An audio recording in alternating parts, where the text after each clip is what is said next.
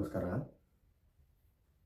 ಪ್ರಕೃತಿ ಚಿಕಿತ್ಸೆ ಅಥವಾ ನೇಚರ್ ಕ್ಯೂರ್, ನೇಚರೋಪತಿ ಅನ್ನೋ ವಿಧಾನ ಇಂದಿಗೆ ಏಕೆ ಇಷ್ಟೊಂದು ಅನಿವಾರ್ಯ, ಹಾಗೆ ಇದು ಏಕೆ ಇಂದಿನ ಸಮಸ್ಯೆಗಳಿಗೆ ಒಂದು ಪರಿಹಾರವಾಗಿ ಕಾಣ್ತಾ ಇದೆ. ಇದಕ್ಕಾಗಿ ಒಂದು ಅಭಿಯಾನ, ಅದೇ ಕಾರಣಕ್ಕಾಗಿ ಒಂದು ಯೂಟ್ಯೂಬ್ ವಾಹಿನಿ ಎಲ್ಲ ಬೇಕಾ, ಇದ್ರ ಬಗ್ಗೆ ಹೆಚ್ಚು ಮಾತನಾಡುವ ಅವಶ್ಯಕತೆ ಏನು ಅನ್ನೋದರ ಬಗ್ಗೆ ಈ ದಿನ ನಾವು ಚರ್ಚೆ ಮಾಡುವುದಾದರೆ, ನಮಗೆಲ್ಲ ತಿಳಿದಿರುವ ಹಾಗೆ ಜನಸಂಖ್ಯೆಯ ಸ್ಫೋಟ ಹಿಂದೆಂದಿಗಿಂತಲೂ ಹೆಚ್ಚೇ ಆಗಿದೆ. ನಗರೀಕರಣ ಕೂಡ ಅದರ ಜೊತೆಯಲ್ಲೇ ಆಗ್ತಂಥ ಸಂದರ್ಭದಲ್ಲಿ ಇಷ್ಟೊಂದು ವ್ಯವಸ್ಥಿತ ಮನುಷ್ಯ ಸಜೀವ ಯಂತ್ರವನ್ನು ನಾವು ತುಂಬ ಅವಗಣನೆ ಮಾಡೋದಾಗಿದೆ. ಇರುವ ಸಾಮರ್ಥ್ಯ, ಶಕ್ತಿ, ಇದರ ವಿಶೇಷತೆಗಳು ಇವೆಲ್ಲವನ್ನು ಕೂಡ ನಾವು ಅರೆಕ್ಷಣ ಕೂಡ ಯೋಚಿಸುವಂತಹ ವ್ಯವಧಾನವನ್ನು ಕಳೆದುಕೊಂಡಿದ್ದೇವೆ. ಅದರ ಪರಿಣಾಮವಾಗಿ ಎಷ್ಟು ಸಮಸ್ಯೆಗಳಿದ್ದಾವೆ ಅಂತ ಹೇಳಿದ್ರೆ, ನಾನು ಆ ಸಮಸ್ಯೆಗಳಲ್ಲಿ ಹೆಸರೆಲ್ಲ ಹೇಳ್ತಾ ಹೋದರೆ ಮತ್ತಷ್ಟು ಒಂದು ನಕಾರಾತ್ಮಕ ಕಂಪನಗಳನ್ನು ಇಲ್ಲಿ ಉಂಟು ಮಾಡಿದಂಗೆ ಆಗುತ್ತೆ. ಬೇಡ, ನಾವು ಸಾಧ್ಯತೆಗಳು, ಪರಿಹಾರಗಳ ಬಗ್ಗೆ ಹೆಚ್ಚು ಮಾತನಾಡಬೇಕು ಅನ್ನೋದು ನಮ್ಮ ಉದ್ದೇಶ. ಇದಕ್ಕೆ ನಾನು ಒಂದು ಸನ್ನಿವೇಶನ ತಗೊಳ್ಳೋದಾದರೆ, ಇವತ್ತಿನ ಆರೋಗ್ಯ ಸಮಸ್ಯೆಗಳು ಬಗ್ಗೆ ಬುದ್ಧ ಭಗವಾನರಿಗೆ ಏನಾದರೂ ಅರಿವು ಬಂದಿದ್ರೆ, ಅವರು ಈ ದಿನಮಾನಗಳಲ್ಲಿ ಇದ್ದಿದ್ರೆ, ಬುದ್ಧ ಭಗವಾನರು ಕಿಸಾ ಗೌತಮಿಯ ಸಾವಿಲ್ಲದ ಮನೆಯ ಸಾಸಿವೆಯ ಸನ್ನಿವೇಶ ಈ ದಿನಮಾನಕ್ಕೆ ಬದಲಾಗ್ತಿತ್ತು. ಅದರ ಇದು ಚರ್ಚಾ ವಿಚಾರನೇ ಬದಲಾಗ್ತಿತ್ತು.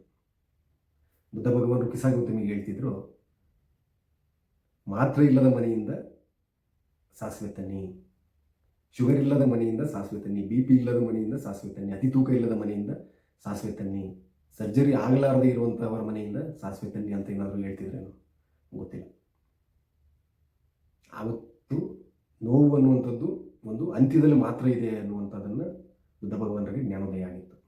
ಅದಕ್ಕಾಗಿ ಅವರು ಸಾವಿಲ್ಲದ ಮನೆಗೆ ಸಾಸಿವೆ ತನ್ನಿ ಅಂತ ಕಿಸಾ ಗೌತಮಿಗೆ ಕೇಳ್ಕೊಳ್ತಾ, ಆಕೆ ಅದರ ಮುಖಾಂತರ ಜೀವನದ ಅಂತ್ಯದ ಅರಿವನ್ನು ಕಂಡುಕೊಂಡು ಅದು ಇಡೀ ನಮ್ಮ ಮನುಕುಲಕ್ಕೆ ಒಂದು ಸಂದೇಶವಾಗಿ ಆ ಸನ್ನಿವೇಶ ನಿಂತಿರೋದು ನಮಗೆಲ್ಲ ಗೊತ್ತಿರೋಂಥದ್ದು. ಈಗ ನಗರೀಕರಣ ಆದಂಥ ಸಂದರ್ಭದಲ್ಲಿ ಅದರ ಜೊತೆಯಲ್ಲಿ ಆರೋಗ್ಯ ಜ್ಞಾನ ನಮಗೆ ಹೆಚ್ಚಾಗಿ ಬಂದಂಥ ಒಂದು ಪರಿಣಾಮ, ನಗರ ಪ್ರದೇಶದಲ್ಲಿ ಒಂದಷ್ಟು ಜನ ಬದಲಾಗಿದ್ದಾರೆ, ಒಂದಷ್ಟು ಜನ ಜಾಗರೂಕತರಾಗಿದ್ದಾರೆ. ಅವರು BP ಅಂದ್ರೇನು, ಶುಗರ್ ಅಂದ್ರೇನು, ಜೀವನ ಶೈಲಿ ಸಮಸ್ಯೆಗಳಂದ್ರೇನು ಅಂತನ್ನೆಲ್ಲ ಕೂಡ ಕಂಡುಕೊಂಡು ಒಂದು ಉತ್ತಮವಾದ ಜೀವನ ಮಾಡ್ತಿದ್ದಾರೆ. ಒಂದು 10-20% ಜನ ಅವರು ಜಾಗರೂಕತರಾಗಿದ್ದಾರೆ. ಅದಾಗಬೇಕು, ತುಂಬ ಅಭಿನಂದನೀಯ. ಅದು ಅದರ ಜೊತೆಯಲ್ಲಿ ಭಾರತ ಹಳ್ಳಿಗಳ ದೇಶ, ಹಳ್ಳಿಗಳ ಉದ್ಧಾರದಿಂದಲೇ ದೇಶದ ಉದ್ಧಾರ ಅನ್ನುವಂಥದ್ದು ಮಹಾತ್ಮ ಗಾಂಧೀಜಿಯವರ ಒಂದು ಮಾತಾಗಿತ್ತು. ಅವರು ಗ್ರಾಮ ಸ್ವರಾಜ್ಯದ ಕನಸು ಕಂಡಿದ್ದಂಥವರು. ಆ ಗ್ರಾಮ ಸ್ವರಾಜ್ಯಕ್ಕೆ ಸಾಧ್ಯತೆಗೆ ಮೊದಲ ಅವಶ್ಯಕತೆ ಆರೋಗ್ಯ. ಈಗ ಗ್ರಾಮಗಳಲ್ಲಿ ಅನುಕರಣೆಗೆ ಸಿಲುಕಿ, ಎಲ್ಲ ಆಹಾರದಲ್ಲೂ ಕೂಡ ಅನುಕರಣೆ, ಆಹಾರದಲ್ಲೂ ಕೂಡ ಒಂದು ಅಭಿವೃದ್ಧಿ, ಆಹಾರದಲ್ಲೂ ಕೂಡ ಒಂದು ಹೊಸತನ ಬಂದು ಹೋಟೆಲ್ನ ರೆಸಿಪಿಗಳಿಗೂ ಮನೆಯ ರೆಸಿಪಿಗಳಿಗೂ ವ್ಯತ್ಯಾಸ ಇಲ್ಲದಂಗೆ ಆಗಿದೆ. ಅದು ಹಳ್ಳಿಗಳಲ್ಲಿ, ಪಟ್ಟಣಗಳಲ್ಲಿದ್ದಂತಹ ಒಂದು ಆಹಾರ ಶ್ರೀಮಂತಿಕೆ ಇವತ್ತು ಗ್ರಾಮಗಳಿಗೂ ಹಳ್ಳಿಗಳಿಗೂ ಬಂದಿದೆ.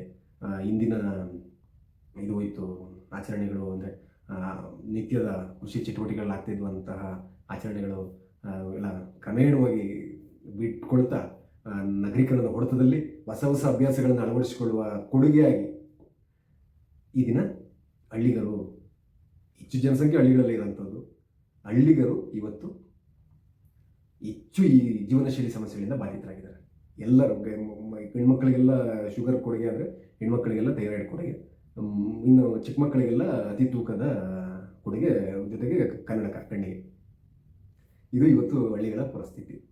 ಇದಕ್ಕೆ ನಾವು ಅವ್ರ ಹತ್ರ ಚರ್ಚಿಸಕ್ಕೆ ಹೋದರೆ, ಚರ್ಚಿಸೋಂಥ ಸಂದರ್ಭದಲ್ಲಿ ಅವರಿಂದ ಬರೋ ಉತ್ತರ ಇದು ಕಾಯಿಲೆ, ಇದಕ್ಕೆ ಔಷಧಿ ತಗೊಂಡಿಲ್ಲ ಅಂತ ಹೇಳಿದ್ರೆ ಅದು ನಮಗೆ ಗಂಭೀರವಾದಂತಹ ಪರಿಣಾಮವನ್ನು ಮಾಡುತ್ತೆ. ಔಷಧಿ ತಗೋಬೇಕು, ತಗೊಂಡು ನಾವು ಇದನ್ನು ಆಹಾರ ಕ್ರಮ ಬಗ್ಗೆ ಮಾತನಾಡಿದ್ರು ಸರಿನೇ, ಅವ್ರಿಗೆ ಅದು ಜಾಗೃತಿನೇ ಇಲ್ಲ, ಅದ್ರ ಬಗ್ಗೆ ಯೋಚನೆ ಮಾಡೋ ಶಕ್ತಿ ಕೂಡ ಅವ್ರಿಗೆ ಇಲ್ಲದಂಥ ಸಂದರ್ಭವನ್ನು ನಾವು ಸುಮಾರು ಹಳ್ಳಿಗಳಲ್ಲಿ ನೋಡಿದ್ದೇವೆ.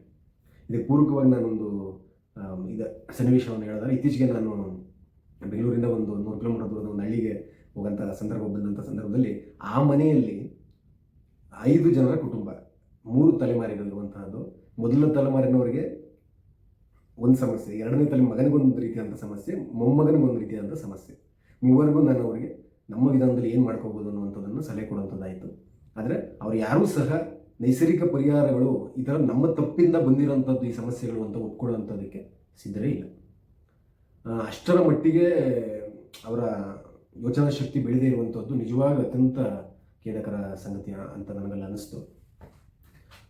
ಆ ಥರದ ಸಂದರ್ಭ ಆ ಹಳ್ಳಿ ಯಾವ ರೀತಿ ಇದೆ ಅಂತ ಹೇಳಿದ್ರೆ, ಸುತ್ತಲೂ ಹಚ್ಚ ಹಸಿರಿನ ಪರಿಸರ, ಅಲ್ಲಿರೋ ಅತ್ಯಂತ ವಾಸಯೋಗ್ಯ ಜಾಗ, ಅಲ್ಲಿ ಹೋಗಿ ನಾವಲ್ಲೂ ವಾಸ ಮಾಡೋಣ ಅನ್ನುವಷ್ಟು ಪರಿಸರಕ್ಕೆ ಪೂರಕವಾಗಿರುವಂತಹ ಗ್ರಾಮ ಅದು. ಅಲ್ಲಿ ಅಷ್ಟು ಬಾಧಿತವಾಗಿದೆ ಸಮಸ್ಯೆ. ಆ ಸಮಸ್ಯೆಗೆ ಕಾರಣ ಅಲ್ಲಿ ಬದಲಾದಂತಹ ಆಹಾರ ಪದ್ಧತಿ, ಮನೆಯನ್ನು ಪ್ರವೇಶ ಮಾಡಿದಂತಹ ಅನುಕರಣೀಯ ಆಹಾರಗಳು, ಆಹಾರದಂಥ ಆಹಾರಗಳು, ನಾವು ಆಹಾರನ ಕಾಪಿ ಮಾಡಿ ನಮ್ಗೆ ಕೊಟ್ಟಂಥ ಆಹಾರಗಳು ಇವಾಗ ಹಳ್ಳಿಗಳಿಂದ ಪ್ರವೇಶ ಮಾಡಿಬಿಟ್ಟಿದೆ. ಅವ್ರಿಗೆಲ್ಲ ಹೋಗ್ತಾರೆ, ಪ್ರಾಥಮಿಕ ಹಂತವಾಗಿ ಏನಾದರೂ ಬೇರೆ ರೀತಿಯಿಂದ ಲಕ್ಷಣ ಕೊಡುತ್ತೆ. ನಾನು ಪ್ರತಿ ಸಲ ಹಿಂದಿನ ವಿಡಿಯೋದಲ್ಲೂ ನೀವು ಹೇಳ್ಬೋದು, ಶುಗರ್ ಬಂದಿದೆ ಅಂತ ತೋರಿಸೋದಕ್ಕೆ ಯಾವುದಾದ್ರು ಒಂದು ಲಕ್ಷಣ ತೋರಿಸುತ್ತೆ ನಮ್ಮ ದೇಹ. ಡಯಾಬಿಟಿಸ್ ಇರ್ಬೋದು, ಹೈಪರ್ ಟೆನ್ಷನ್ ಇರ್ಬೋದು, ಒಂದು ಲಕ್ಷಣ ತೋರಿಸುತ್ತೆ. ಥೈರಾಯ್ಡ್ ಇದ್ರೂ ಸಹ ಆ ಲಕ್ಷಣ ತೋರಿಸಿದಾಗ ಡಾಕ್ಟರ್ ಹತ್ರ ಹೋಗ್ತಾರೆ. ಡಾಕ್ಟ್ರಿಗೆ ಗೊತ್ತಿದೆ, ಡಾಕ್ಟ್ರು ಬಗ್ಗೆ ಮುಂದಿನ ವಿಡಿಯೋದಲ್ಲಿ ನಾವು ಮಾತಾಡ್ತೀವಿ, ಯಾವ ಡಾಕ್ಟರ್ ಯಾವ ರೀತಿಗೆ ಇವತ್ತು ಕಾರ್ಯಚಟುವಟಿಕೆ ಮಾಡೋದಾಗ್ತಿದೆ ಅಂತೇಳಿ. ಡಾಕ್ಟರ್ ಹತ್ರ ಹೋಗ್ತಾರೆ. ಹೋದಂಥ ಸಂದರ್ಭದಲ್ಲಿ ಡಾಕ್ಟ್ರಿಗೆ ಗೊತ್ತಿರುತ್ತೆ ಇದು ಶುದ್ಧವಾಗಿ ಆಹಾರ ಕೇಂದ್ರಿತವಾಗಿ ಬಂದಿರೋಂತಹ ಸಮಸ್ಯೆ ಅಂತೇಳಿ. ಆ ಡಾಕ್ಟ್ರಿಗೆ ಅವರಿಗೆ ತಿಳಿಸ್ಕೊಡೋದಷ್ಟು ಅಲ್ಲಿ ಟೈಮ್ ಇಲ್ಲ. ಅಲ್ಲಿ ಕನಿಷ್ಠ 20 ಜನ ಸಾಲುಗಟ್ಟು ನಿಂತಿರ್ತಾರೆ.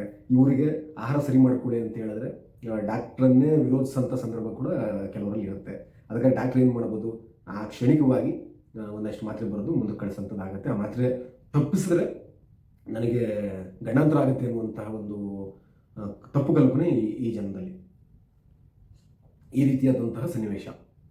ಮತ್ತು ಇನ್ನು ನಗರದ ಪ್ರದೇಶದ ಈಗಿನ ಹುಡುಗರನ್ನು ನೋಡ್ತಿದ್ರೆ ಕಂಪಲ್ಸರಿ ಮುಂದಕ್ಕೆ ಬೆಳೆದ ಹೊಟ್ಟೆ, ಕೇವಲ 10-15 ವರ್ಷದ ಹುಡುಗರಿಗೆ ಪೂರ್ತಿ ಮುಂದಕ್ಕೆ ಬೆಳೆದ ಹೊಟ್ಟೆ, ಕಣ್ಣಿಗೆ ಕನ್ನಡಕ ಕಂಪಲ್ಸರಿ ಆಗಿದೆ. ಯಾರೂ ಸಹ ದೈಹಿಕ ಶ್ರಮ ಬೇಡುವ ಚಟುವಟಿಕೆಗಳು, ವ್ಯಾಯಾಮಗಳು, ಎಕ್ಸಸೈಸಲ್ಸಲ್ಲಿ ಮತ್ತು ಶಾಲಾ ಕ್ರೀಡಾ ಚಟುವಟಿಕೆಗಳಲ್ಲಿ ತೊಡಗಿಸ್ಕೊಳ್ಳುವಂಥದ್ದಕ್ಕೆ ವಿಫಲ ಆಗ್ತಿದ್ದಾರೆ. ಈ ರೀತಿಯಾದಂಥ ಸನ್ನಿವೇಶಗಳು ಇಡೀ ನಮ್ಮ ಸುತ್ತಮುತ್ತಲ ವಾತಾವರಣದಲ್ಲಿ ಕಾಣ್ತಿದ್ದಾವೆ.